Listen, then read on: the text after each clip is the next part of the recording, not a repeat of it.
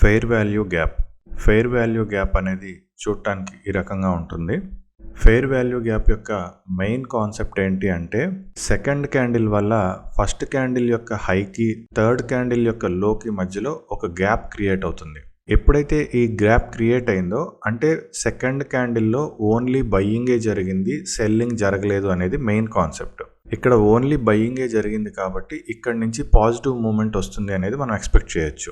అలానే bearish fair value గ్యాప్లో second candle వల్ల ఫస్ట్ క్యాండిల్ యొక్క లోకి థర్డ్ క్యాండిల్ యొక్క హైకి మధ్యలో ఒక గ్యాప్ అనేది జనరేట్ అవుతుంది. ఎప్పుడైతే మనకి ఈ సెకండ్ క్యాండిల్ వల్ల ఈ గ్యాప్ అనేది జనరేట్ అయిందో అంటే ఈ సెకండ్ క్యాండిల్లో ఓన్లీ సెల్లింగే జరిగింది కాబట్టి ఆ గ్యాప్ అనేది జనరేట్ అయింది. కాబట్టి ఈ పర్టికులర్ ప్లేస్ నుంచి ప్రైస్ అనేది సెల్లింగ్ సైడ్ వెళ్తుంది అనేది main concept.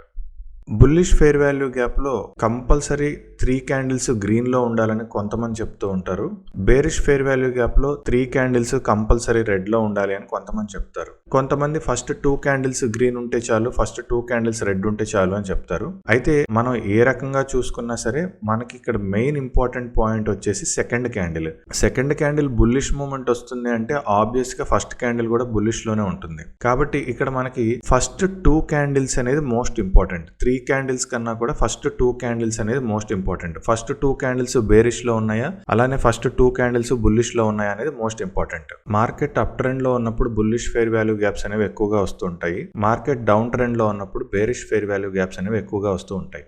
Bullish fair value gap వచ్చినప్పుడు ఆ ఫెయిర్ వాల్యూ గ్యాప్ యొక్క లో లైన్ అనేది స్టాప్ లాస్ గా పెట్టుకుని ఎంట్రీస్ తీసుకుంటారు.